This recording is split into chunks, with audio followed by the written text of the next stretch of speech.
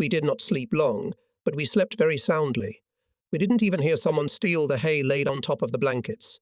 It was very cold. We snuggled closer together and managed to sleep a little longer, but soon we had to get up. The cold became unbearable. We were both shivering and gritting our teeth.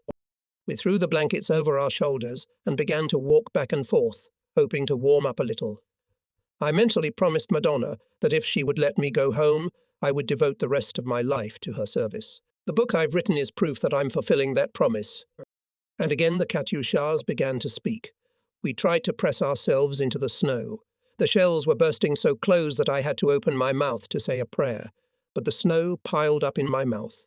One of the shells landed nearby, showering us with snow, and then everything went quiet. We stood up, shook ourselves off, and looked at each other in surprise. When we returned to the place where we had slept, it turned out that all the hay had already been scattered. We had a little more sleep, sitting in some bushes. We woke up about 9 o'clock. It seemed to me that I could no longer bear the cold and was about to go mad. We rose to our feet again, and at that moment we saw an officer approaching. He had a very strange expression on his face. His eyes glistening, he told us that he had a terrible suspicion that he wanted to share. I didn't take him seriously, thinking that the poor guy was having mental problems too. The fact is that a few hours ago we had been approached by a young man with a very similar appearance who asked us whether he was an officer or a common soldier. He complained that someone had put a hoop on his head that had robbed him of his memory. Like many infantrymen, he did not wear stars, but we found his identification card and found out that the man who had lost his memory was a lieutenant. The unfamiliar officer reported in a tragic whisper that he believed the Germans had secretly left and abandoned the Italians. I barely restrained myself from being rude in reply. We were already up anyway and had to move briskly to keep from freezing completely. Therefore, having consulted each other, Bellini and I decided to check this statement just in case, and immediately went to the haystack at the entrance to the ravine, where, as we knew for sure, a section of the Germans was stationed. There, to our horror, we were convinced that the unfamiliar officer was right. There were no Germans. But it is unfair to say that they had gone away, leaving all the Italians behind. A considerable part of our compatriots had gone with them, but we didn't find out about that until several hours later. About 1,550,000 men remained in the ravine, but all, or nearly all, were without arms and ammunition. We didn't need to be fought. We could just be killed. A wide road was trampled in the snow from the valley to the gully. Sometimes people came along it. When I noticed 2 Germans on the road, I approached them and asked where their comrades had gone. The wounded German cried, and through his tears said that the village of Arbizov spread out in front of us. It was quiet now. We looked hard into the distance but saw nothing. Only a lonely hut was burning somewhere in the distance. Bellini and I could think of nothing better to do and decided to wake up the officers and work out some plan. Soon a group of 7 or 8 officers assembled. It turned out that there was only one senior officer among us, an infantry major, and a very elderly one at that. After a few minutes of socializing, we concluded that the cold and hardship had made a shaky old man into a shaky marasmatic. The only other officer from the 30th Brigade, besides Bellini, was Candela, a doctor in my battalion. Major Wool and many of the officers who were still with us in the evening were nowhere to be seen. The old infantryman refused to believe what we were trying to tell him. He demanded that Bellini and I escort him to division headquarters, where he claimed General X. We agreed, and together we proceeded to the exit of the ravine. When we reached the road, from the direction of the village came to us cries of hurrah, hurrah, a Savoy, and then there was silence. Then the same shouts came from the other side. The Russians were entering Arbuzovs, and some surviving Italian soldiers had decided to do their duty to the end. Perhaps Zorzi was with them? Eventually it also came to the major that we had nowhere to go.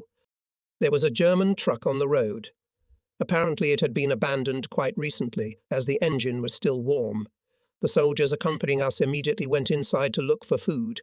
We kept up. I found a decent slice of bread, about half a loaf, which I shared with Mario. There were also cans of leftover stew.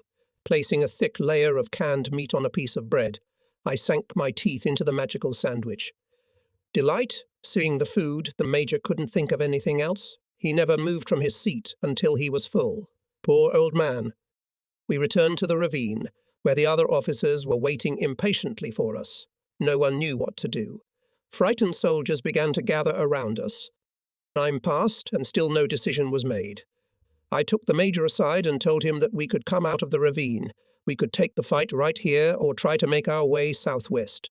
He should think and decide which option was preferable.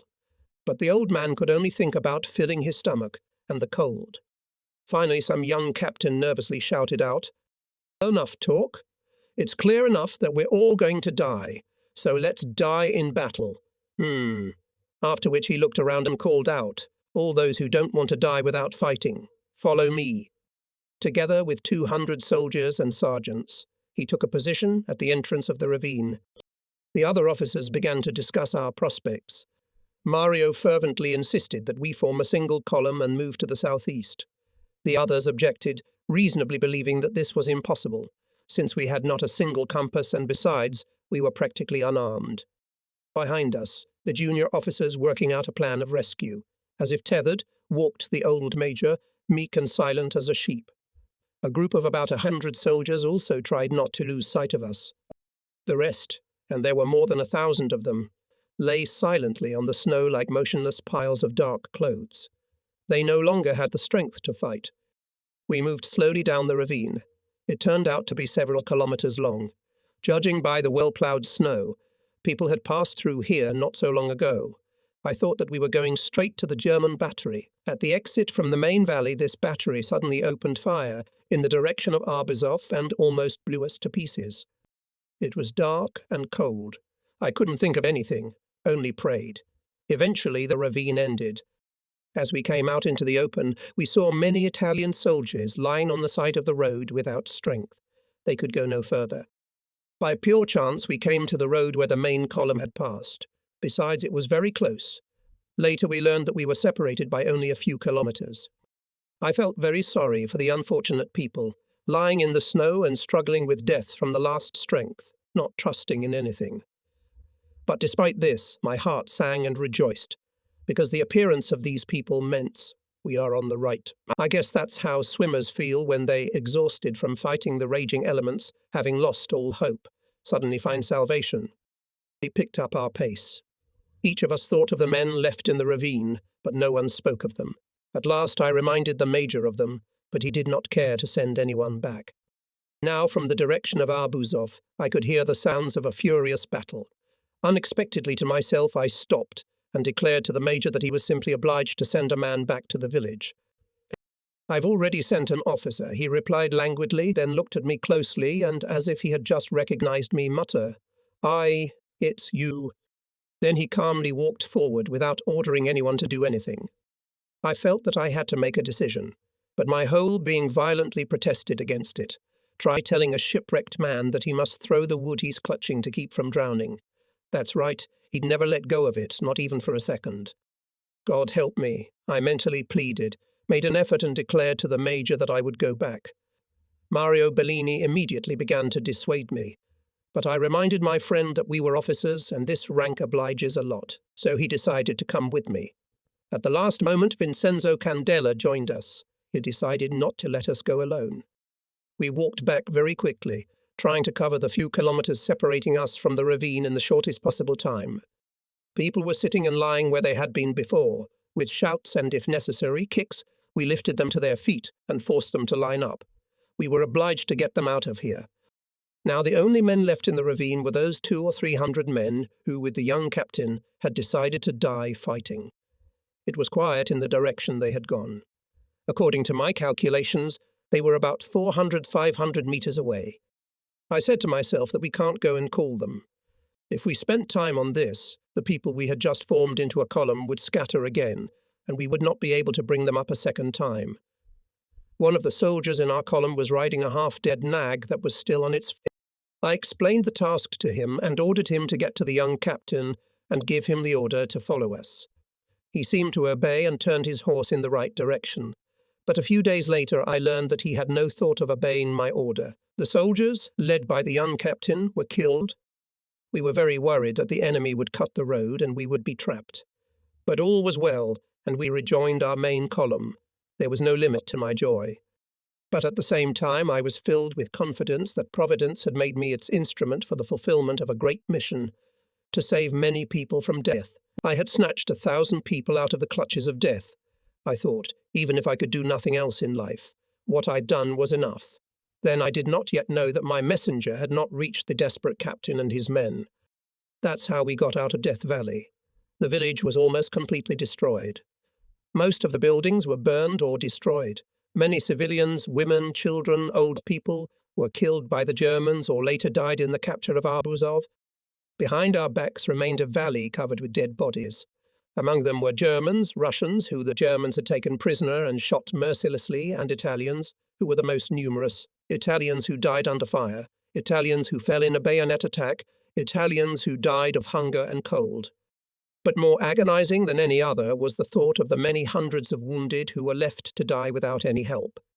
I was told that there was a chaplain left in one of our infirmaries. I did not know him and vaguely remember his name. I think his name was Padre Calistillacino.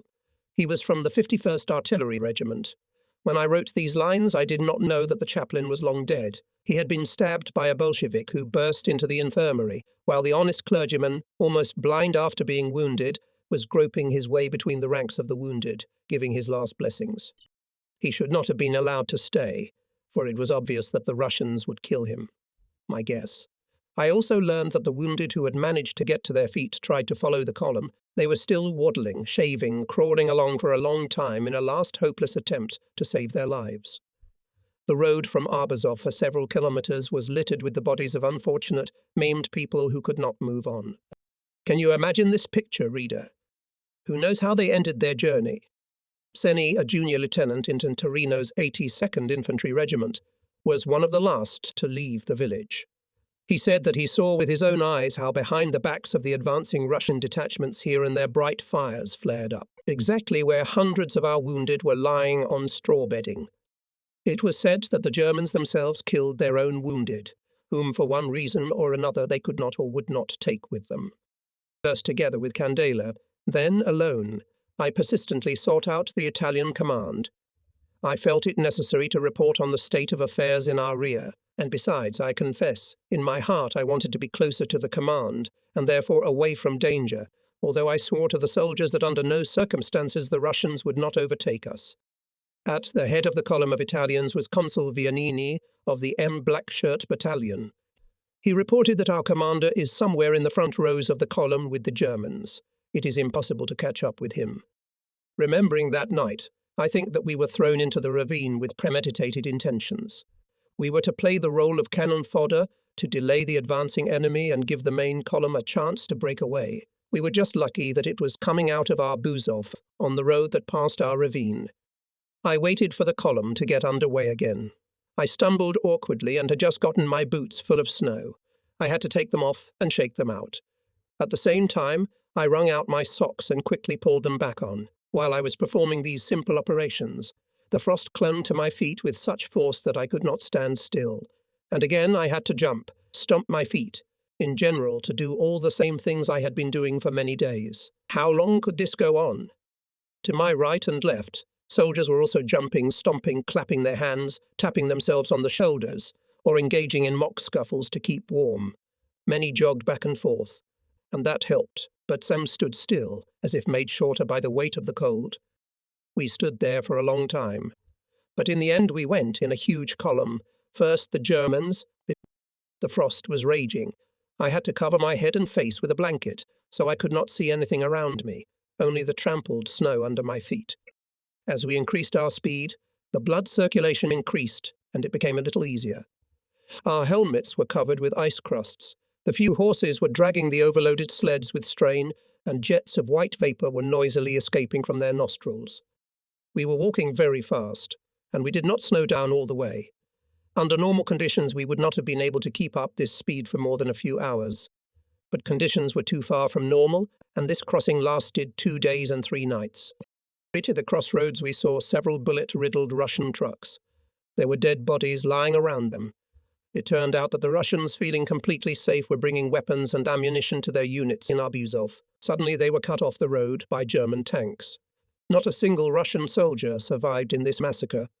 Only 2 Italian drivers, who were wearing Russian uniforms, were saved.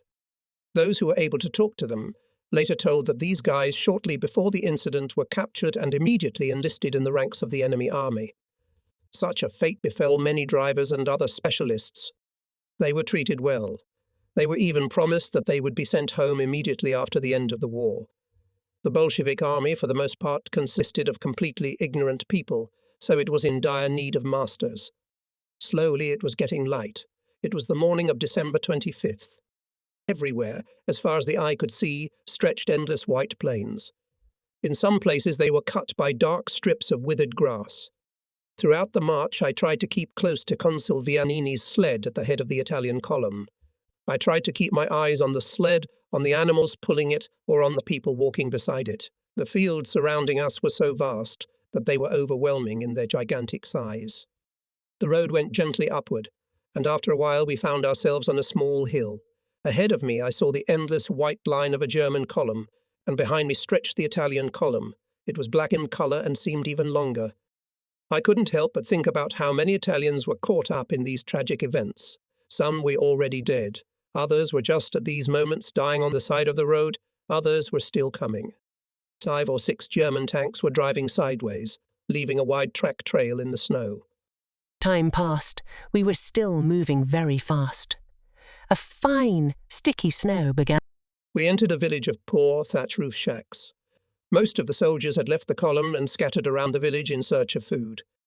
Apparently there was a chicken coop somewhere nearby, because I soon saw several live, fluttering chickens hanging from the shoulders of the starving lads. There was no way to cook the food anyway, but there was no strength to abandon it. There was a woman's colourful apron lying on the snow. It made me think that the Germans who had been here before us had already done something nasty. I also decided to look for something to eat. I took out my pistol and went to the nearest hut, in front of which a skinny, frightened calf was running around. The rooms were empty. Who knows where their occupants had gone? I searched them all, but found only a few raw potatoes. For want of anything better, I put them in my pocket and went out. The wet snow didn't stop. It had been coming for hours. At the end of the village we had to cross a wooden bridge that curved over a wide ice-covered river. Below it, a German truck was burning on the ice, surrounded by burning puddles of gasoline and water. There the Germans had committed a heinous crime. This truck had been hit by partisans. Shooting back, they huddled in the house, but they managed to surround them and take them alive. There were 6 or 7 partisans. The Germans threw them into the burning gasoline. Eyewitnesses said that the living torches for a while ran desperately screaming, then began to tear off their burning clothes and throw themselves into puddles of water, thawed from the flames. There they died in terrible agony. I did not see those corpses. But I saw other naked corpses, also lying on the ice, already covered with a layer of snow. I think they were Russians who had been killed by the Germans not so long ago, I don't know how.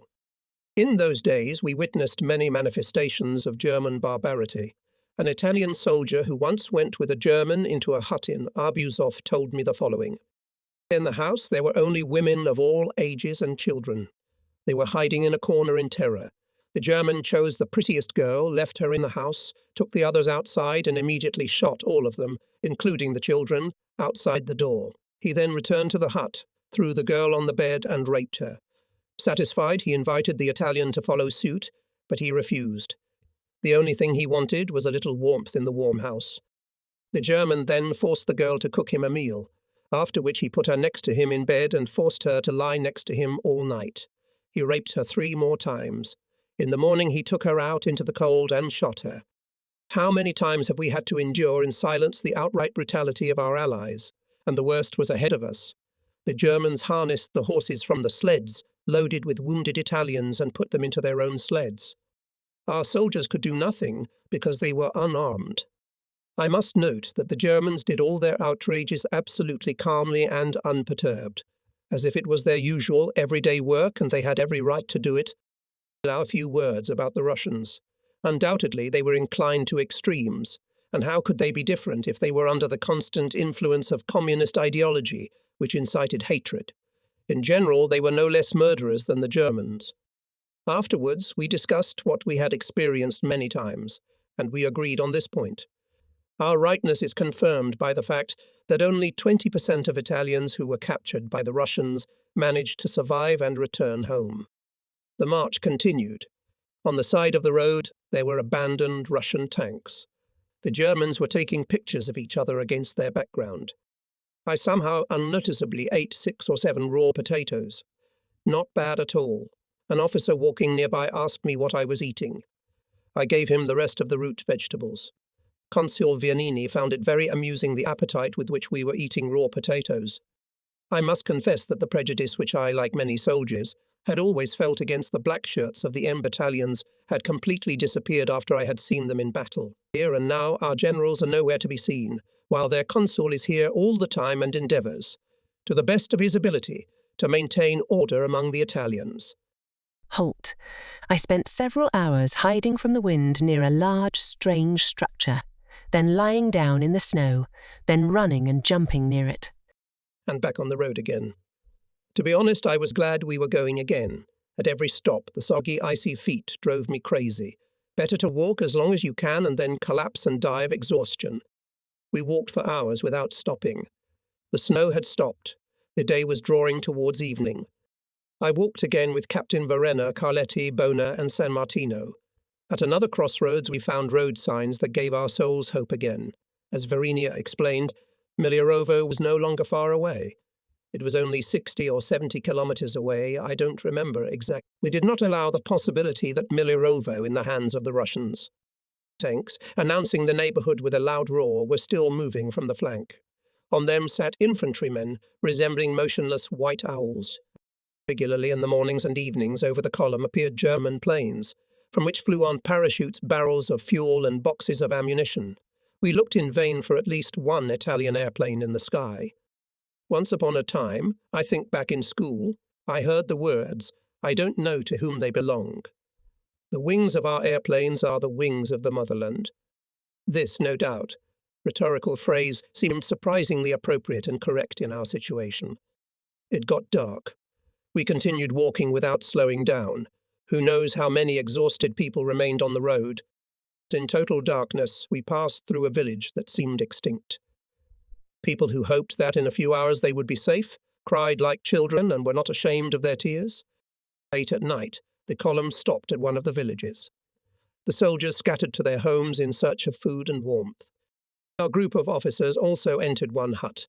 There were people there. The first thing we did was to send a Russian to bring us water. We often gulped snow on the way, but it did not help well, and we were constantly thirsty. Then we asked for something to eat. The Russians silently pointed to sauerkraut in a barrel. I found it absolutely disgusting, and I could hardly bring myself to swallow some of the nasty mess. But the Germans, with the active help of our soldiers, ate it all up. But how warm it was! I sat down by the wall on a pile of empty sacks and relaxed a little. I needed to rest. Next to me was a sack of wheat flour. I began to take a pinch out of it and eat it. The flour stuck to my palate and I had to lick it off with my tongue all the time. The burning lamp created an atmosphere of peace and tranquility. How I wanted to spend the night here. I was well aware of the impossibility of such happiness, but it was surprisingly pleasant even to think about it. The women, dressed in clean, old-fashioned clothes, looked at us in silence. There was more sympathy in their eyes than fear. They realized how much we had suffered. We, in turn, looked at them without malice. By that time we had already learned to distinguish the Russian people from the Bolsheviks, even though they had rallied to defend themselves against the atrocities of the Germans. We had time to feel good feelings for the simple people of small Russian villages where the influence of communism had not reached, and sincerely sympathized with the women who, after the churches were converted into warehouses and stalls, quietly prayed in their homes, hiding sacred icons in secluded places. A German corporal came up to me and very politely, first in German and then in good Italian, asked me to make some room for him. He told his story. As an Austrian, he had spent several months in Italy with distant relatives, where he had learned the language. He offered to share some simple food that he took out of his pocket. He had some Russian breadcrumbs and an Italian galette. We asked the Russian owners of the hut to outline the situation. They explained as best they could that the village was constantly being shelled, by Russian Katyushas during the day and by German tanks at night. Miliarovo is already very close, less than 40 kilometers to it. There are still Germans. This was good news. Having exchanged opinions with other officers, I left the house. It seemed that the column would stay here for some time. Most of the soldiers scattered around the village. Time passed, but no one commanded a general assembly. The moon rose. The icy wind increased. Feeling no longer able to bear the cold, I wandered into a large stable full of people. At first I thought the temperature was bearable, but after a while I had to leave, for the incessant swearing, shouting, and bickering made the stable seem like the anteroom of hell. In all the buildings in the immediate vicinity of the road it was the same. It seemed to me as if an eternity had passed before the column was on the road again. The Germans were first, as before, followed by the Italians. The tanks moved from the flanks. I don't remember that night very well. At first I found that none of my officer friends were around, and I walked for a long time among the soldiers, trying to keep up with the consul's sledge. One thing I vaguely remember is that when we had moved a little away from the village, the Germans found that they were going the wrong way. It is possible that they decided to change direction for some other reasons known only to them. In any case, we stood for a long time on some high ground, open to all winds. The frost became monstrous. From where we stood, we could see countless and quite identical gentle hills and vast plains covered with untouched white snow. A piercing icy wind was blowing, and the cold was increasing. We seemed to be back in the village, or perhaps we had entered some other settlement. I fell asleep on the move. I do not know how long this state lasted, but I was awakened by the protesting cry of a soldier whom I had nearly knocked down. And then I realized that the world around me had changed fabulously. I found myself sitting in the living room of a cozy hotel in the mountains of Switzerland. The walls of the room were beautifully wood-panelled, and crystal chandeliers cast a bright, festive glow.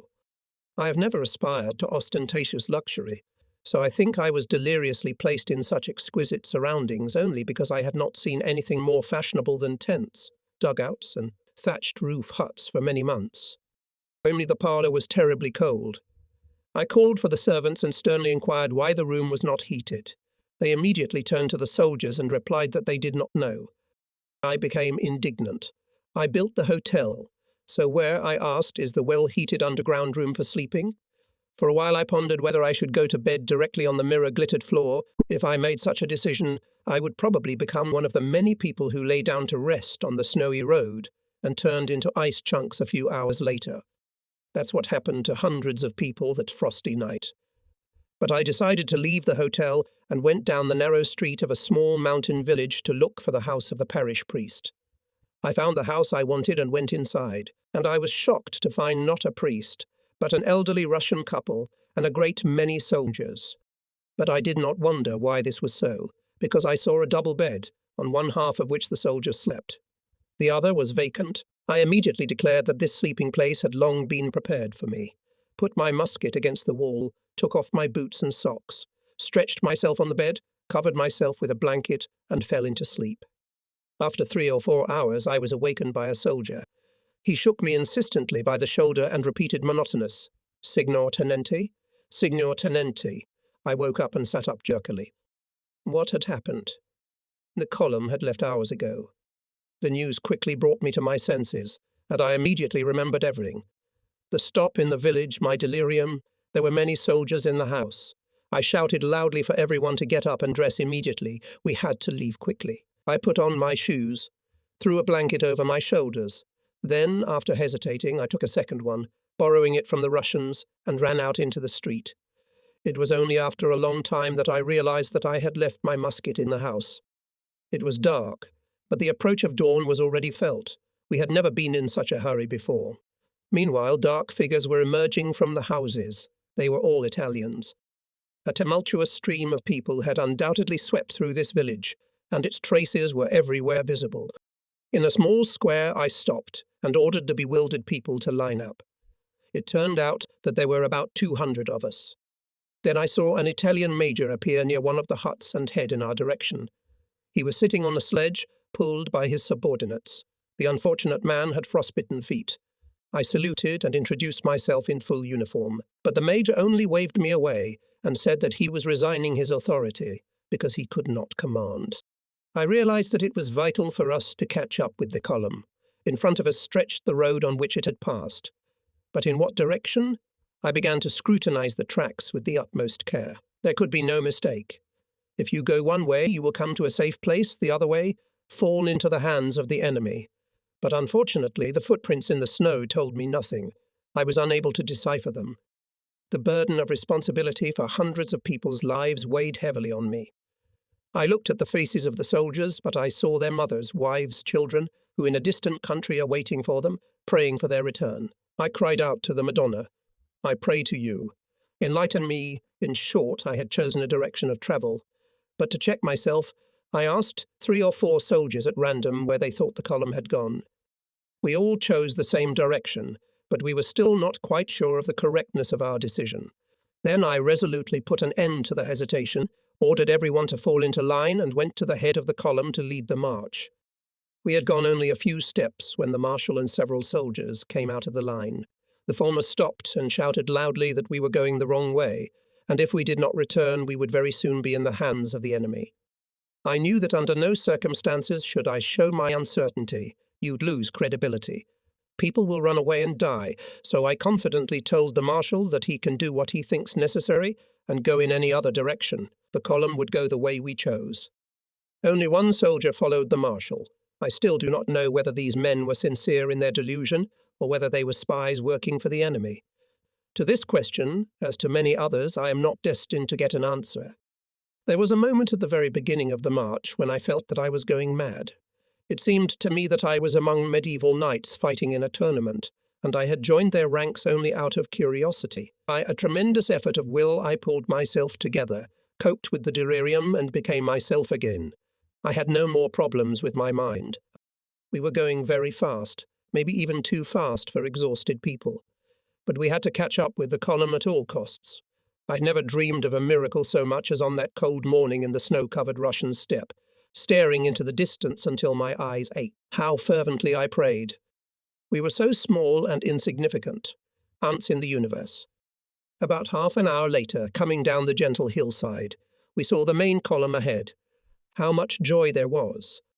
We later learned that the column had initially set out in the wrong direction and thus lost 2 hours. It then stopped for a 2-hour halt. We were lucky again.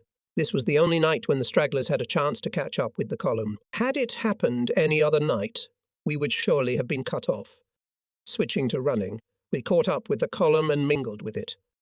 A few days later, I learned that the scouts ahead of the column were attacked by partisans that same night. Finding myself in the familiar surroundings, I felt relieved. I passed the trucks with the wounded. They had been standing in the cold for quite a long time, and now the drivers could not start the engines again. There were only a few trucks left. Oh, and these were likely to be abandoned during the day. Indeed, not a single Italian truck made it to Chertkov. When the fuel ran out, the wounded, who were still on their feet, began to waddle after the column. As long as they could, those who could not move, lying in the dead trucks, first cried out loudly for help and then fell silent. I heard there were many suicides. So, after a brief interim episode, the incredible march in the killing cold continued. As I passed the trucks, I saw the soldiers and officers of my battalion.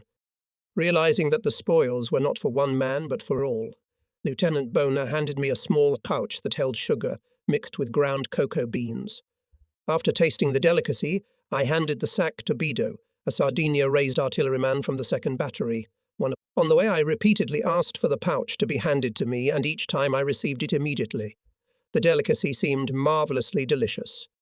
A little later, Corporal Vanoglio, a driver from the 2nd Battery, joined our group. He said he was one of the 200 men who stayed with the young captain at the entrance to the ravine near Arbuzovsk. You can imagine how I endeavoured to learn from him the smallest details of what had happened. According to him, at first they managed to kill quite a few Russians. But the Red Army soldiers kept arriving, and eventually they wiped out all the Italians.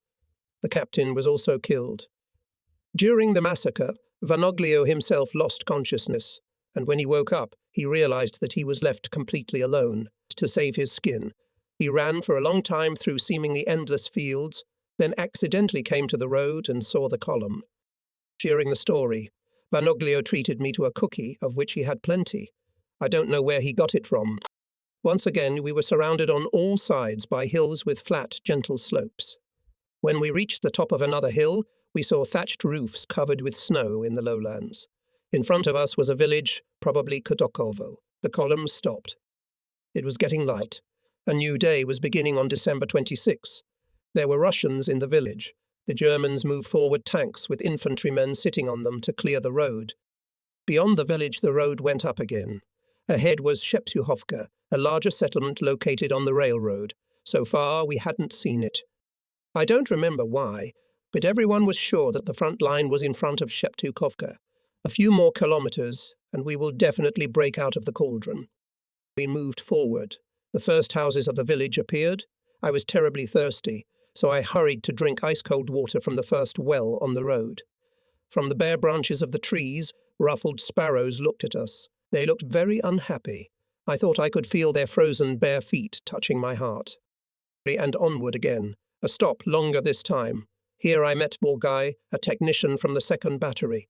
We had always been very good to each other. He was walking without boots, in socks, but he didn't get frostbite. He told about some of his misadventures. For example, during the bayonet attack in the Valley of Death, he was so tired that he fell on the snow, unable to move. The Russians who ran by did not touch him, thinking him dead. He was picked up by our soldiers returning to the village. Here an old Russian peasant woman saved his half-frozen feet by massaging them with snow. It was she who advised him to walk onward in socks. The halt seemed to be dragging on. The Italian column was gradually turning into a shapeless crowd because more soldiers were coming up from behind. We snapped our voices, shouting orders to stop and wait until the Germans had completely cleared the passage. Little by little the people moved through the village. On the streets lay dead Russian soldiers. Almost all of them were already barefoot. For their high boots and warm shoes, they quickly found hunters. Little red stars were hidden in the thick fur on the front lapels of their ears. When we passed the village, we walked faster. Now I was walking with Mario Bellini and Vincenzo Candela. We learned that to the left of the village was an abandoned Italian warehouse, leaving Candela on the road, as he was exhausted and unable to walk. We headed towards the warehouse, realizing that it had probably already been looted by the Germans. We arrived just in time to catch one of our soldiers pulling out a bag of galettes. The last one. I stopped the soldier and, threatening him with my gun, confiscated the sack. Leaving him a few dry rations, I distributed the rest to the soldiers, who immediately rushed in unbeknownst to me. I kept some galettes for myself, Candela and Bellini. The long ascent to Sheptukovka began. Antonini came, but Mario Bellini went somewhere. Candela, who was in half forgetfulness, in moments of enlightenment begged me not to leave him. I confidently gave him my word, and to relieve his suffering, tied him to the sled with the wounded. Soon I realized that I could no longer see him. I rushed back, but did not find the unfortunate man. Antonini and I walked along the road, greedily eating galettes. We had already reached the middle of the slope. Suddenly an order came from the German command, ordering us to turn back. Sheptukovka belonged to the Germans. The Italians were ordered to stay in the village we had just left. An unfamiliar lieutenant passed by the column and demanded that we stop and turn back. According to him, it was an order from the general. We obeyed, but Antonini, myself, and a large group of Italians continued to go forward. Are we out of the cauldron or not? Nothing tormented us more than the unknown. We saw that higher up the slope, where the first rows of Germans were entering Sheptuhovka, Russian planes appeared, dropping bombs. Columns of black smoke soared high into the sky. Fortunately, the attacks were not repeated. Before entering the village, we passed a broken German artillery battery. The guns were set up in the snow in such a way as to cover the road with fire, obviously with the purpose of keeping the enemy out. The guns were turned around and turned into scrap metal by Russian fire. I realized that shortly before us a large force of Russians had passed through here, sweeping away everything in their path. When will our torture end? It's better not to ask questions like that, and just keep going. We entered Sheptukovka. Most of the houses were abandoned by their inhabitants and lay in ruins. More or less intact buildings were occupied by the Germans. We walked a bit between the houses looking for a warm corner, but as usual, the Allies wouldn't let us in anywhere. Then we headed for the railroad station. This was the first station since the beginning of the retreat. There we found several dilapidated buildings, evidently formerly used as railroad depots. There were terrible holes in their walls, and the freezing wind was blowing freely through the empty rooms. The Italians had already piled in. They began to burn fires, which did not yet give heat, but enveloped everything around with poisonous smoke. Here we met Candela again. He ate a piece of chicken cooked by one of the soldiers and revived a little. Many were convinced that it was Christmas. I decided not to bother my frozen brain with counting dates and decided to celebrate too. This was the third day I had considered Christmas Day. My Christmas viands this time consisted of a few cookies and canned goods that I traded to a soldier for galettes. I ate all this splendor together with Candela, sitting on two slippery and cold logs. A small fire was burning in front of us, with soldiers huddled around it. The body parts that were close to the fire were getting very hot. The rest remained frozen. It was about noon. I don't remember the next events very well. Everything was shifting in my memory. I think they brought a wounded officer to Candela. He examined the poor fellow but could do nothing to help him. I think the wounded man was unconscious, and I had to use my weapon to make room for him by the fire. I also remember that the noble and very responsible Candela decided to go and see the other wounded men who were laid down here. There were occasional shells exploding at the station. They did not particularly bother us, only reminded us of the need to remain vigilant. After all, the Russians were not far away. Then, for some reason, I found myself with Colonel Matteotti, commander of the 30th Brigade. Antonini was with us. At first we walked slowly through the streets, then the colonel suggested that we go to the station to look for Bellini. The dim winter sun illuminated the village, where people were arriving all the time. We walked along the railroad, then back to the station. By the roadside we noticed a small but very attractive cottage. It housed an Italian sergeant with a large group of soldiers. We sat with them for a while on a neat veranda decorated with pots of all sorts of plants. On the windows hung smart curtains. We admired the coziness, cleanliness, and order. But our friend Bellini was not here. The soldiers treated us to butter, which they had stolen from the Germans. An hour later we went out into the cold again. I can't tell you how heavy my heart was. There was a rumour that we were about to go to Milarovo. It was confirmed, and very soon we moved forward. We had a reason to rejoice. The Germans had more tanks. They were no longer the squat hulks that had accompanied us before, but smaller and more mobile machines. It seems that they were French tanks, war trophies of the Germans. But what does it matter? The promised tank column never showed up, but perhaps at least some of it had arrived. I heard that these tanks also came out of the cauldron in the number of 20 units. It seemed to me that there were fewer. The column began to build near the railroad. The sun was setting. Time was passing, and we were still standing in the snow. On the one hand, this was good, because our compatriots who, obeying orders, had returned to another village, could catch up with us and join the main column. But on the other hand, things were worse than ever, because the murderous cold was reducing our chances of survival by the minute.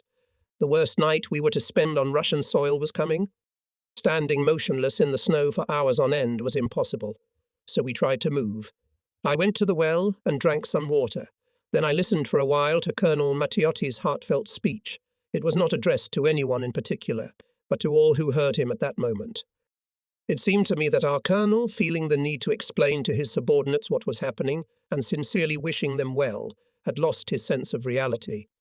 He made a sentimental monologue about the sense of duty and love for the country. His words were so untimely and inappropriate that the listeners gradually dispersed. I went back to the storehouse and warmed myself a little by the fire. The soldiers, coming constantly from the distant village, complained that they had to run for several kilometers under the fire of the Russians. The unarmed Italians suffered heavy losses. The Russians tried to cut them off from the main column and destroy them. This was told to me later by Captain Pontoriero, who was there. Personally, I only heard the shots of Russian mortars. I left Sheptokovka with Bellini, Antonini, Verena, Bona, Candela, and a large group of soldiers from the 30th Brigade, but very soon found myself alone with Candela. He was leaning on my arm because he felt very weak. His handsome, intelligent face looked pale and haggard. I, on the other hand, was in great shape. Perhaps it was a kind of nervous reaction, or perhaps it was the fact that I had eaten and slept a little. It was quite dark. We were walking pretty fast. The dark sky above our heads became surprisingly clear. The temperature continued to drop steadily. We didn't even know there were such bitter frosts. A cold wind was blowing from the right side. It gradually gained strength and soon, in gusts, began to shower us from head to toe with cold snow powder. Ice masks froze on our faces. The torsos on the right were covered with a thick frozen crust. The frost was so strong and the wind so penetrating that people felt as if they were walking through the snow naked. Every cell of their skin struggled to resist the cold. The line gradually broke up, and the width of the column decreased. Driven by the frost, the men were forced to increase their steps all the time. The wounded and frostbitten were left behind. I gave the blanket I had borrowed from the Russian hut to Candela to wrap around his shoulders and head, and I threw the blanket over her head too. The knitted helmet was not the best protection for her, so we temporarily stopped seeing what was going on around us, seeing only a small piece of road under our feet. So we walked on, supporting each other, trying not to think about the cold, but only to go, go, go. Soon Candela began to groan. He was dragging his legs with apparent difficulty. "Come on, boy, don't give up. Go!" We passed a long line of Italian trucks. They'd obviously been abandoned a few days ago. They looked like they were made of glass. God help whoever dares to touch that glass with his hand. Right in front of us, the moon was slowly rising. It was rising quietly from behind the majestic white hills. It was a very large and ruddy moon, but we couldn't think about the moon or anything else. We had to get going. The march gradually turned into a run. Candela begged me to go slower. I tried to keep him on the left side of the column, so that those on the right would cover my friend from the wind that might kill the unfortunate man. There were more and more people lying down in the snow. There was nothing to think of stopping and trying to rouse them, to order them to go forward. To stop meant imminent death. One had to move to survive. No wonder people were losing their minds, becoming delusional, seeing things that were not real. Some people felt like they were entering their homes. They reached out to hug their wives and children, went to the bar in the corner for a warming drink. From all sides came meaningless remarks, incoherent exclamations. One soldier kept muttering the same words monotonous. A little soup, a little warmth. A little soup, a little warmth. I was feeling great, perhaps even militantly cheerful. I almost wished this march would never end. I was overwhelmed with the desire to go forward. I could clearly feel the warmth spreading through my body. The wind only spurred my legs, and I could barely keep from running. A native of Palermo, Candela wasn't used to sub-zero temperatures, which is why he felt so bad. Suddenly I felt the urge to relieve myself. Even in such conditions, the natural needs of the human body should not have been forgotten. I was not afraid to stop, for I felt strong enough to make a good dash afterward and catch up with the column. But I could not leave Candela unaided.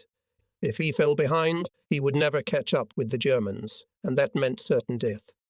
So I decided to entrust him to one of the soldiers. Eventually I found a soldier who seemed to me to be an obliging man and agreed to take care of Candle for a while. I made sure that the soldier remembered my friend's name, for I was very much afraid that when I called him, Candela himself would not respond. Relieved, I made the unforgivable mistake of washing my hands with snow, and instantly I could no longer feel them. I started rubbing them fiercely, clapping my hands, but there was no effect. The hands didn't exist. So I pulled on my worn-out gloves, shoved my hands deep into my pockets, and ran forward, remembering to pray fervently. "Lord, don't let me lose my hands, Lord. Help me." Pretty soon I felt that my hands were coming back to life. Encouraged, I walked briskly along the column, calling out my friend's name from time to time. My voice is quite loud, and in the silence of the night I couldn't complain about the audibility, but still there was no answer. I paced back and forth, yelling the same name so loudly for so long that I might have sounded crazy. When I had completely lost hope, I suddenly heard Candela's quiet voice. I took him by the hand again, and we walked on. But he was obviously feeling worse and worse by the minute. Suddenly he trembled and began to whisper frantically, "My heart, in my heart." From the fragmentary phrases I realized that he could see his hospital on the down and was about to enter it. I had to slow down a bit. It was not to be forgotten that Candela had 2 children left at home. I made another futile attempt to find a place for him on the sled. To top it all off, Candela lost his glasses. Quite unexpectedly, I managed to get him on a horse behind another wounded man. The horse, slowly shuffling its feet, moved forward. I walked beside him, keeping on the left side of the animal, so that it shielded me from the incessant wind. Suddenly it occurred to me that the horse was suffering from the cold as much as we were. Its right side was also covered with a crust of ice. Not only people suffer and die in war, but also animals drawn into it by the will of men. After a while, Candela wanted to get off his horse. For a short distance he walked quite briskly, but then again he felt insurmountable weakness. I was again helped by chance. I saw a horse without a rider. The wounded men it was carrying had recently dismounted to continue on foot. Sitting motionless on a horse freezes you very quickly. I noticed that Candela had lost his gloves somewhere, so I gave him mine. Candela was out of breath. It seemed to me that he had fallen out of reality. He was capricious and did not want to ride the horse. I scolded him like a child and threatened him with punishment. He obediently quieted down.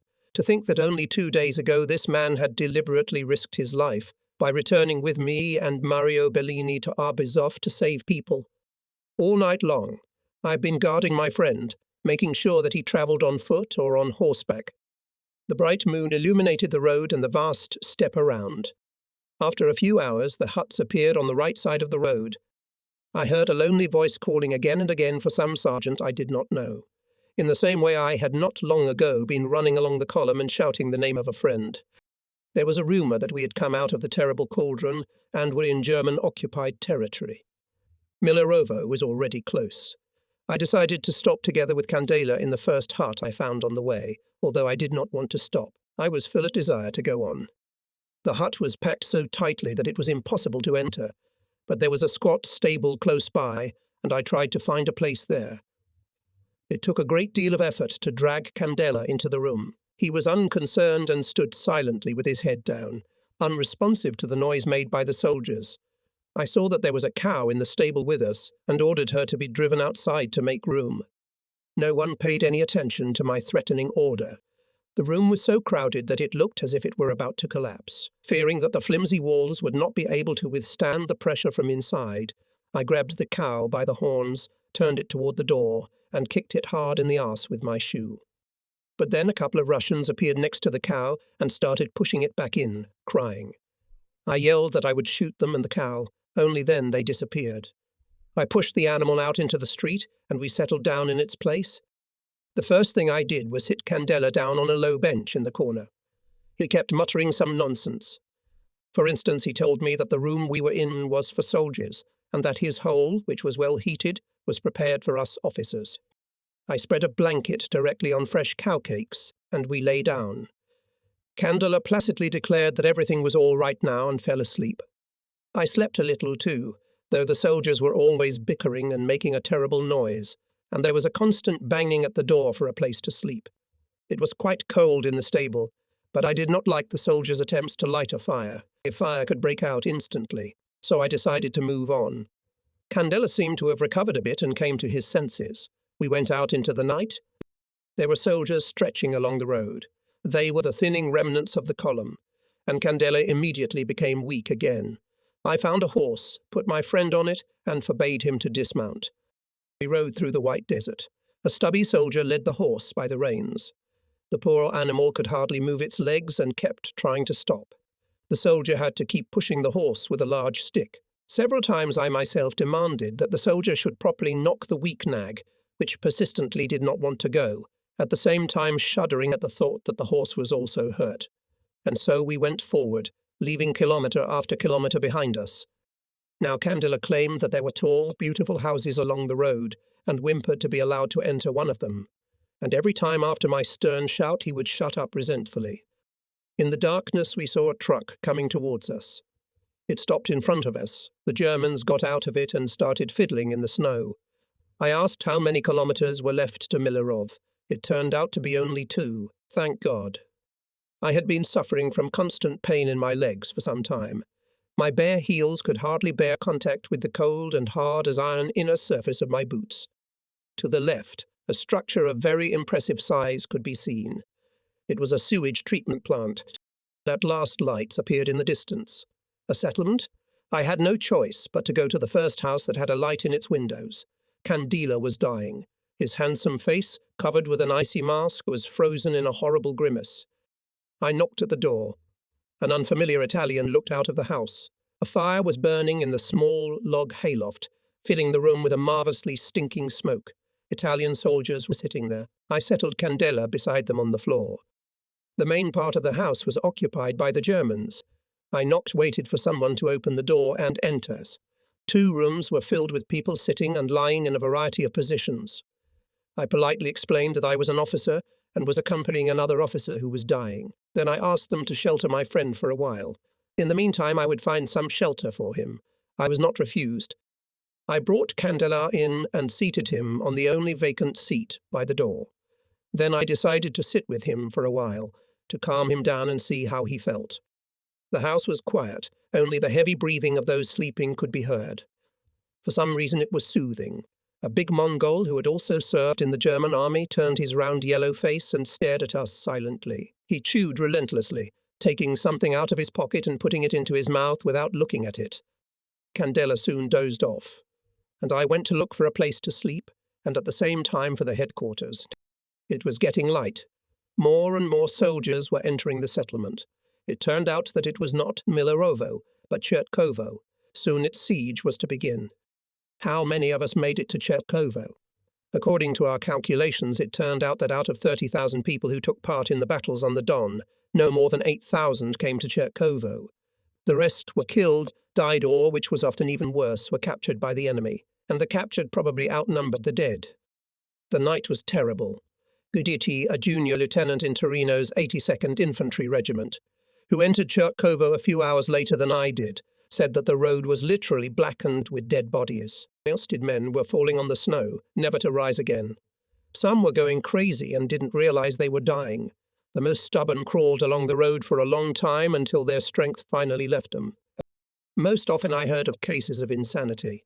I remember how I was shocked by the story of a man who suddenly began to laugh, sat down in a snowdrift, took off his shoes, and began to bury his bare feet in the snow. After laughing, he loudly sang something very cheerful. There were many similar cases. I walked for a long time through a small provincial town, looking for the headquarters. After a while I got out on the main street. Here I met an Italian patrolman who gave me all the news. It was nice to see that the soldier was neatly dressed and well armed. According to him, there were about 500 Italians and the same number of Germans stationed in Chertkov. On 3 sides the Russians came up, but not many.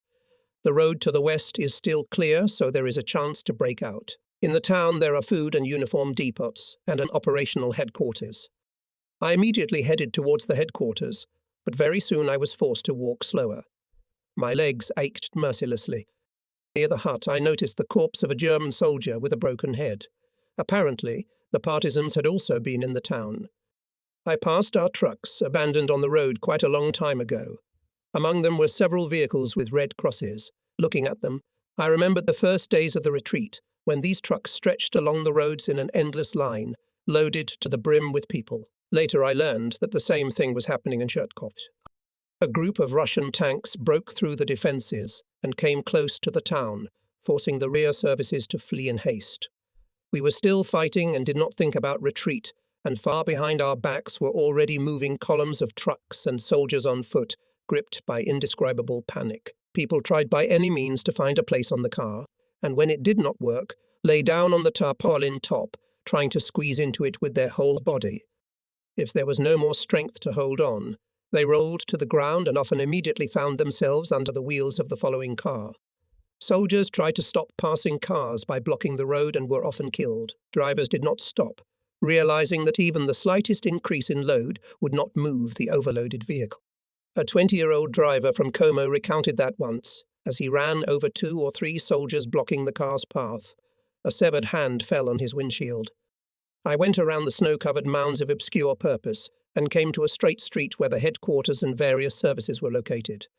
I exchanged my worn, dirty and torn blanket for a new one. The soldier who issued me this marvellous item retrieved it from a large pile thrown right at the curb.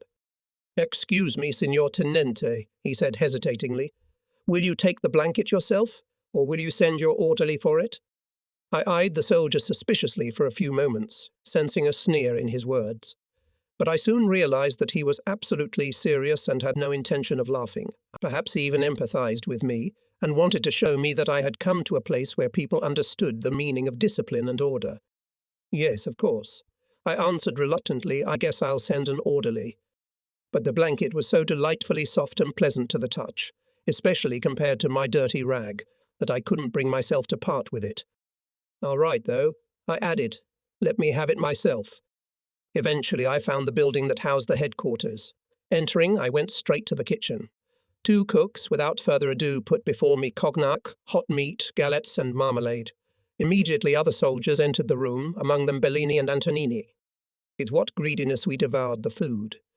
After swallowing my portion of brandy, I told my friends that I had left Candela with the Germans in a house at the very edge of the village, that we must find a place for him and bring him here as soon as possible. Did we send anyone for him? I don't remember. But I do remember suddenly feeling overwhelming nausea and vomiting. Then I moved the stool closer to the stove, took off my shoes, stretched my legs closer to the fire, put my elbows on my knees, put my head down, put my face in my hands, and fell asleep instantly. I woke up an hour later. "Candela!" I jumped to my feet. As I pulled on my boots, I thought I had made a fool of myself by subjecting my feet to such intense heat after such a long period of hypothermia. If they were even a little frostbitten, they would be beyond saving. As it was, they were sore for many more days. The soldiers from the headquarters escorted us to a one-story building next door. There was only one large room, where two long rows of hastily made wooden beds with coarse cloth bunks stood. This was probably where the staffers slept. The room was cold, and we had to light a fire. Bellini and Antonini each took a bed. Personally, I didn't like the place, so I went out. Together with a sergeant from the Chekhov garrison, who had volunteered to be my guide, I went into some houses on the opposite side of the street. In one of them, squat but rather pleasant-looking, I saw a room where there were benches with bunks and a small iron bed. A few soldiers were just finishing cleaning. I decided to settle down in this place that caught my eye, took a bed and one of the benches for myself and Candela, and set out in search of him. Unexpectedly, I came across him as soon as I stepped outside. He was walking slowly down the road, illuminated by the dim morning sun. His face was no longer covered by an icy mask. He was walking hunched over and sobbing because he thought I had abandoned him. I dragged him indoors and began to make excuses. Candela told me the following. When he awoke, he found himself surrounded by cackling Germans who were hurling insults at him. Then a soldier came into the house who took him outside and led him to headquarters. But I never remembered whether we had sent someone for Candela or not. Soviet soldiers fired up the stove, and the room gradually began to fill with blissful warmth. I brought Candela something to eat, laid him on a mat, covered him with 2 blankets, and only then stretched myself on the bed. That day we only ate and slept. It is impossible to express the feeling of animal satisfaction that embraces a man who sleeps in warmth, especially if he has been deprived of such an opportunity for a long time, and how pleasant it is to feel a blanket on one's body, keeping one warm. You can even turn around, take a deep breath and fall back into sleep. And you don't have to remember every second that in a second you may have to jump on your feet and run somewhere, or maybe even accept death. It's so nice to relax completely, stretch out on the bed and rest in peace. Those blessed hours are long gone, but I will never forget to my grave the indescribable feeling I experienced then. Life began anew. Whenever I woke up, I ate something and thanked the Lord for sending me those blessed moments. And then I went back to sleep. Gradually the rooms were filled with soldiers and officers. By evening only the smallest room was left free, where all kinds of garbage was piled up. Thus we lived the day of December 27.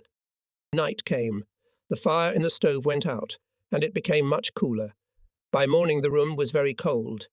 The fire was rekindled, and the room began to fill again with gracious warmth along with the acrid smoke. We spent the second day in the same manner as the first, eating and sleeping. Our main food was galettes and canned sardines. We extracted the tasty fish from colourful jars with inscriptions in all sorts of languages, along the winding roads of World War II. They had travelled here from the farthest corners of the planet. We could feel life slowly returning to our exhausted bodies. On the third day of our stay in Chertkov, there was heavy shelling at night. Artillery, katyushas, mortars. The damned Russians were reminding us that they were not far away and would soon move on us. Several mines penetrated the roof of the headquarters building and exploded inside. Lieutenant Colonel Virginio Manari, commander of the Tchaikovsky garrison, was seriously wounded and died a few hours later. What awaited us ahead? It was said that the Germans had been given a 4-day rest, at the end of which we would be on the road again. But would ask myself the question, what would have become of us without the Germans? It is a matter of great regret that I have to admit that if the Italians had been alone, all of them, without exception, would have been in the hands of the enemy. I hated the Germans for their cruelty and the defiant arrogance with which they treated people of every other nationality. I did not understand why they were sure of their right to exploit all peoples without exception, and why the exploited should be grateful to their oppressors. But nevertheless, I thanked God that we were in the column with them, and prayed that in battle they would be victorious. Despite my dislike of the Germans, I cannot help but confess that, as soldiers, they have no equal. Whatever my purely human attitude toward these men, I bow before their military skill. In those days in Chertkov, I often watched with excitement how the German soldiers, at a strictly established time themselves, without orders from the commander, build up and in small groups went to the front line to replace their comrades. However, later, after talking to soldiers who also had to leave the encirclement in other parts of the front, I changed my opinion, and now I do not think that the absence of the Germans would mean certain death for us, maybe even on the contrary. In this connection, it is worth mentioning the odyssey of the Alpine Division, which from the very beginning proved that it was superior to the Germans in everything, and in the end they entrusted themselves to the division. Besides, I now assume that if Pasubio and Torino, as well as Forcesca, had acted on their own, they would have come out of the cauldron faster and with fewer losses. If we hadn't gotten so far south, it would have taken less than a week's march, and we would have been free. We would have been able to sleep in warm houses, we would not have been constantly shelled by the Russians, we would not have been subjected to such total and senseless destruction. My dislike for the Germans, whose attitude only increased our disorganization, was much stronger. We were at Chertkov, awaiting further instructions. The town was divided by a railroad into two roughly equal parts. One belonged to the Ukraine, the other to the Cossacks. In general, this settlement was no different from most small Russian industrial towns. Long rows of huts with dark walls and thatched roofs. Occasionally there were huts covered with metal sheets. Brick houses were extremely rare. There were also a few stone too, and three-story buildings, industrial warehouses, and a few tall and quite modern structures made of reinforced concrete that had been disfigured by the war. The city was situated on hilly terrain, so some of its neighbourhoods rose above the surrounding plain. Huddled together in low places, the shabby huts were covered with snow, and all around stretched snowy expanses without end and without edge. The Italians were quartered in the areas lying northeast of the railroad. In the southwestern neighbourhoods lived the Germans. The houses there were bigger and better than ours. The Italian food and industrial stores were in the hands of the Germans. Our services engaged in supplying food to the troops abandoned them when the first Russian tanks appeared in the city. The Germans defending the city considered the warehouses their war booty. Only on the very first day, Italian soldiers managed to get some food. On the second day, the Germans put armed sentries at the warehouses. Thanks to the efforts of our senior officers in the city, began to operate two food distribution points. But the portions were very small. Only those who managed to snatch something from the warehouses in time had a normal diet, but several thousand people lived on starvation. By that time, all the houses were filled with wounded and frostbitten people who could not move, and therefore could not walk to get food on their own. Therefore, whoever was sent to look for food had to stand in endless lines for hours and still did not get enough food. I think that in Chertkov there were also quite a few people who died of starvation. As a result, soldiers began to steal, often with the connivance of their officers. The Germans opened fire on them without remorse. It was a great shame to part with one's life in such a way. In the city there remained warehouses destroyed by Russian shells. There you could find mountains of pasta mixed with stone fragments, dirty ice and snow. I saw it with my own eyes. It was said that somewhere in the snow near the warehouses lay the corpses of 60 or 70 of our soldiers. On the first day of their stay in Chertkovo, they found cognac in the warehouse, had some too much and went out for some air. They froze to death just a few meters from the door of the crowded room, and no one remembered them. When I got to Chertkovo, I did not go anywhere for the first 2 days, only ate, slept, and occasionally visited the nearby headquarters to learn the news. Therefore, I know about most of the events of those days only by stories and rumours. On the third day, it was already December 29. I managed to overcome my selfishness and laziness and decided to take a little trip around the city. It was time to assess the state of affairs with my own eyes. With considerable difficulty, I stuffed my sore feet into my boots and went out into the cold. The house where I was best stood on a wide, straight road, the local avenue. On all sides in the snow I could see black craters, traces of mortar fire. In a small square remained charred Russian tanks. It is possible that it was they who once caused panic among the rear guards and turned them into flight. Beyond the square the avenue became narrower and now ran between two rows of squat huts. In front of one of these I saw a heart-rending picture. Two men were squirming on a snow-covered heap of garbage. One, noticing that I was looking in his direction, shouted desperate, "Signor Tenente, please don't leave me, Signor Tenente." I approached. The unfortunate man's legs were terribly scarred by mine splinters. He said he had been in that position for hours, but no one wanted to help him. A second soldier, probably wounded by the same mine, lay unconscious. His face was covered with blood. His eyes were closed, and his body was twitching incessantly as if he were convulsing. He was breathing heavily, making a strange puffing sound. People were walking by, as if they didn't realize that the two of them were in need of urgent help. Probably no one cared about other people's suffering, and nobody paid attention to the unfortunate people. The two maimed men were alone in the crowd. I assured the wounded man that I would not abandon him and asked if there was anyone in the neighboring house. The wounded man replied that it was full of people, sighed heavily, and lowered his eyes. Those who live in warmth don't care about others. He looked at me fearfully, as if afraid that I, too, would leave them to die in the snow. I rushed into the house, the door to which was 3 or 4 meters from the freezing wounded. A cheerful galloping was heard in the first room. About a dozen Italian soldiers were crowding around a business-like southerner engaged in cooking pasta. They greeted me in a friendly manner and even offered me a taste of the hot dish. Without saying a word, I went out. The fact was that a little earlier I had noticed a major on the road heading in our direction. When he approached the house, I explained what the matter was. The major had demoralized his subordinates and ordered them to take the wounded to the infirmary. I myself refrained from making a showdown with these unfamiliar soldiers, as I was not sure of a favorable outcome. I was afraid to give vent to the rage that was choking me. Now we had an opportunity to do something for each other, and it was a sin to neglect it. I personally saw to it that the wounded were brought safely to the infirmary next to the headquarters. One who was less seriously wounded was laid on a window grate and carried. The severely wounded one was loaded on a wheelbarrow. Just in case, I decided to escort the procession to the infirmary, but it appeared that the soldiers realized their guilt and repented of their criminal indifference, so my presence was not necessary. Before leaving, I approached the wounded man lying on the wheelbarrow, a stout, stocky southerner. He took me by the hand and did not let go for a long time, trying to say something, but he could not utter a word and only puffed loudly. When the company was a few steps away from the infirmary, I left them behind and headed toward the warehouses. As I passed a small wooden shack, I heard a voice. Someone was shouting, "Signor Tenente." I had to go in. Inside was an unfamiliar soldier. He was sitting upright on the floor with his knees drawn up to his chest. A blanket was thrown over his shoulders. His boots were next to him. Without hiding his tears, he told me another heartbreaking story. His comrades had brought him here, taken away his gloves, and left him.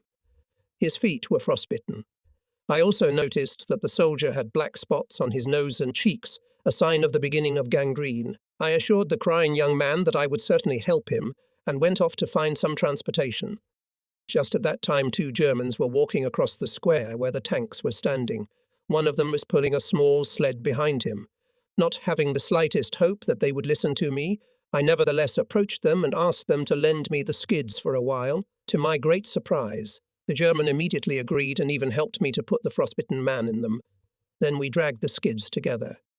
I wanted to put the injured man in the house near which I had found the 2 wounded men shortly before. I knew that the infirmary was full, and there was still room in that house as far as I could see. The German diligently helped all the way. Sometimes he even drove me himself, pointing at the fainted man and repeating "Kaputt, kaputt." He helped me carry the soldier into the house. I decided that the man was an Austrian conscripted by the Germans. A typical German would never behave like that. That's what I thought there and then. In those days I was absolutely convinced that Germans were incapable of human feelings. Only now I understand that they too have churches, mothers, children, poets. But in that distant 42, looking at the behaviour of Germans, it was hard for me to imagine it. There were 3 heated rooms in the small house. 2 were occupied. In the third, I found only a soldier stretched out on a blanket. I thought he was dead. But when I wanted to pull the blanket out from under the corpse, he moved slightly and let out a faint he was still alive, maybe even aware of what was going on around him, I muttered. Who would have thought? And left the guy alone. I didn't talk to him or try to comfort him in his last moments. The selfish feelings that I'd recently had such a hard time getting rid of came over me again. I decided that I had to take care of myself first. So I would not even go to the warehouse, but would hurry back to my little house and lie down to rest. After all, my legs are also very sore. Who knows how much suffering can be seen on the streets and in the houses of Chertkov? It is not possible to help everyone. I decided not to waste any more energy helping others, because by doing so I reduce my own chances of survival. All noble feelings quickly left my soul. It lost sensitivity, turned to stone. Although, to be completely honest, at that moment I was not too concerned about my fate.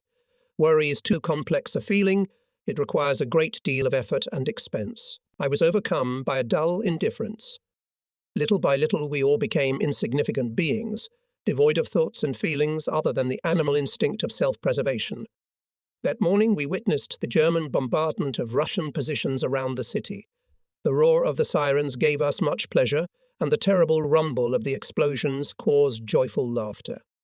That day we finally saw our native, Italian airplanes. They were twin-engine Fiat Bar-20s that flew low as if to greet us. We greeted our machines with enthusiastic shouts. From then on, almost every day, unless there was low cloud cover, German airplanes flew over the city. Italian ones also appeared quite often. Since they always flew low, the Russians, seeing them, often opened fire with rifles and machine guns. When will we go to our own? And how far away are they now? We had no information. Only the Germans had radio communication. They shared with us whatever news they wanted or thought necessary. That evening I saw Colonel Mattiotti. He was lying on a straw bale in the same row with the other wounded and frostbitten officers. I noticed that his feet and hands were covered with ugly red blisters. At first he mistook me for Bellini, but then he recognized me. When he spoke, I put in to any occasion. Yes, sir, and no, sir. To let him know that, whatever case, he was our commander. Mattiotti confessed that he could go no farther, so he had lost all hope. I tried in vain to console the weary man, to strengthen his spirit. In the end I left. I happened to meet him again many years later in Italy. It turned out that the next day a German airplane landed in Chertkov, which took wounded Germans and 14 wounded Italians.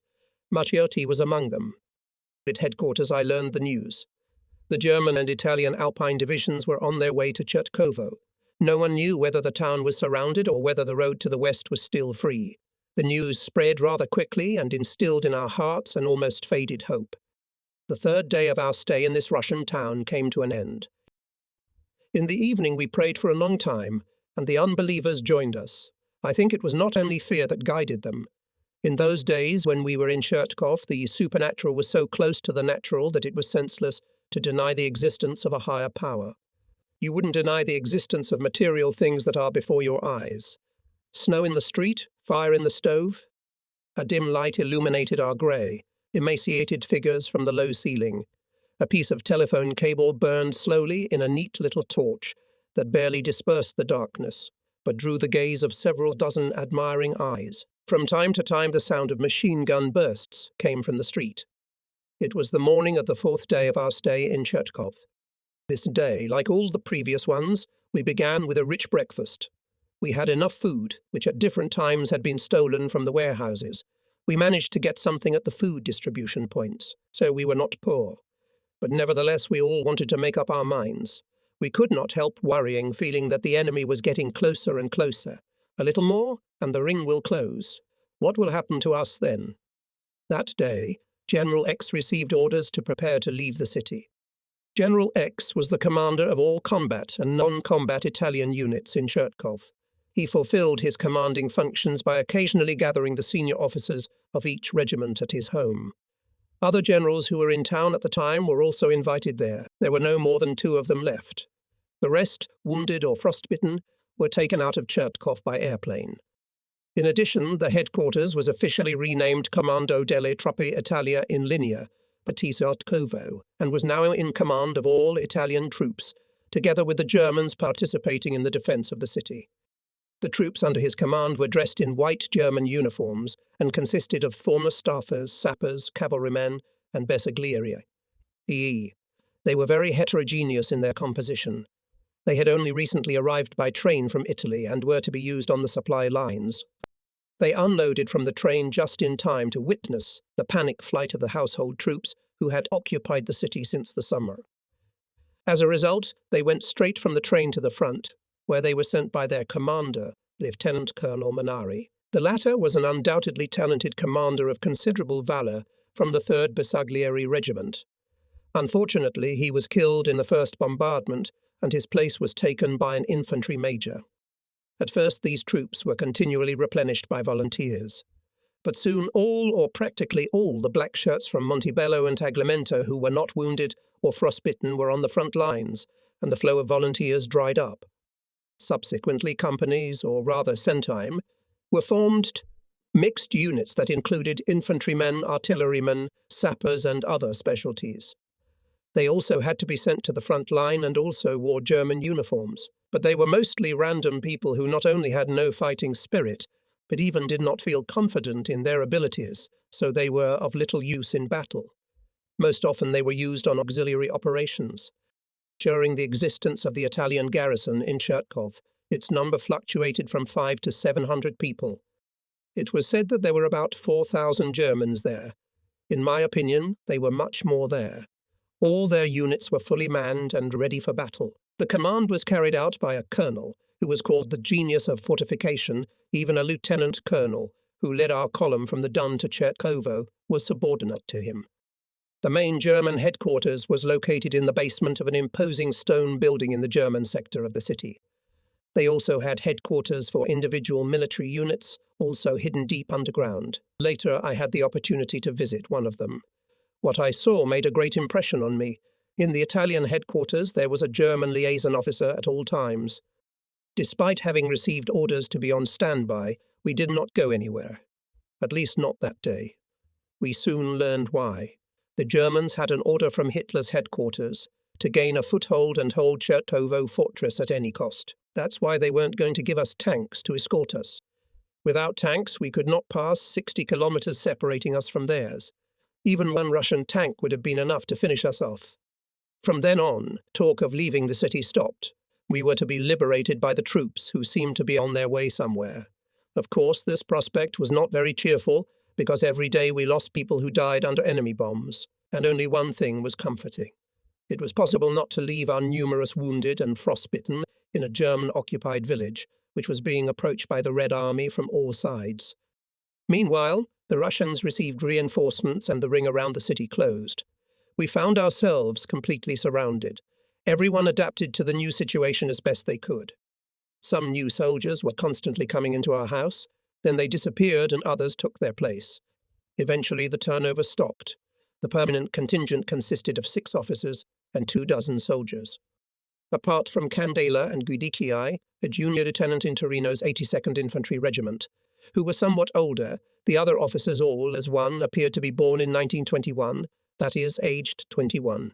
Among us appeared Valorzi, a native of Roverto, who was also in the 82nd Infantry Regiment.